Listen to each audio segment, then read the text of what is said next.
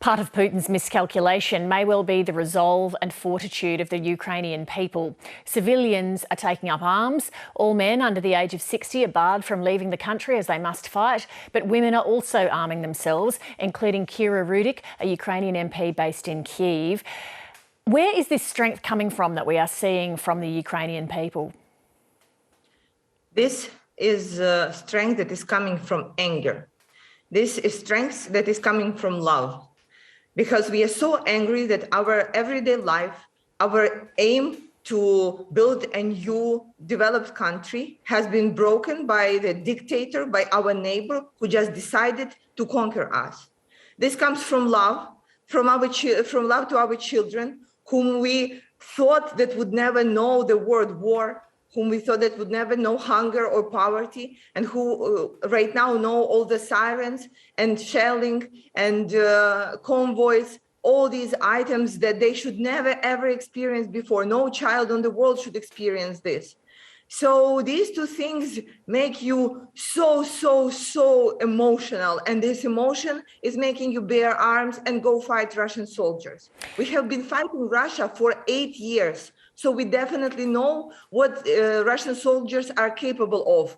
So we know not to let them in our cities, and we know to fight so that would never happen. You have had weapons training now yourself. Had you ever had to hold a gun before? No, I have never bore a gun before. But right now, for over 7 days, I've been training, and along with my resistance crew that I assembled, and we will be patrolling the cities and helping out our army to make sure that we do our chunk in this resistance of the Russians. It's such a very difficult calculation and decision that people have had to make about whether to stay or go. Did you consider leaving yourself? No, I have never considered leaving. You know, it was the first day of war when I went to my backyard and I was looking at my family, or all the things that I love, and I was just like, why? Like, why yesterday was fine and today I have to leave all of that because some crazy person somewhere decided that he wants to take it from me.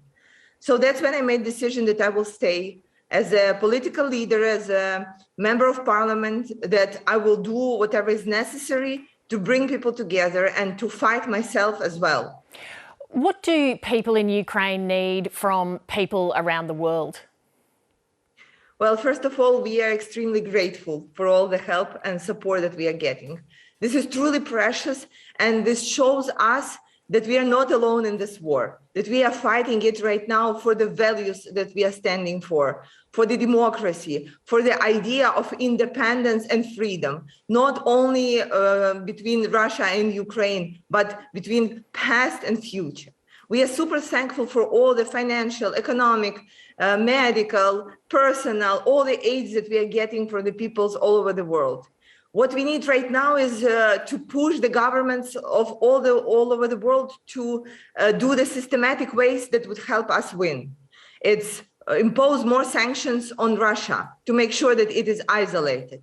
It's providing support from the Russian Air Force. This is something that we are asking NATO countries to do it. It is providing us with the membership in the European Union. This is the historic day that happened yesterday when we submitted our application, because this is what Putin wants us not to do. He tries to prevent this from happening. And this is, we need peoples of all the world to support us in these cases, because in this war that we are fighting against evil, against tyranny, we are on the same side. We are all on the same side.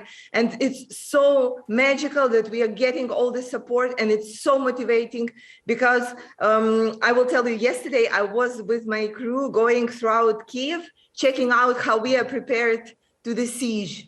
So, and I had calls with different countries, with the different channels. So I would take the phone and I would say, "Hi, Mikhail, tell to our friends in France that you are standing up." And it was so impressive, so motivating. Or I was like going there and saying, "Hi, we have a Caitlin from Britain.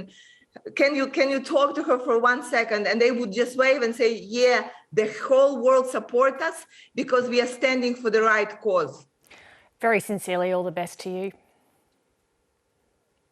Thank you so much. I do really appreciate it.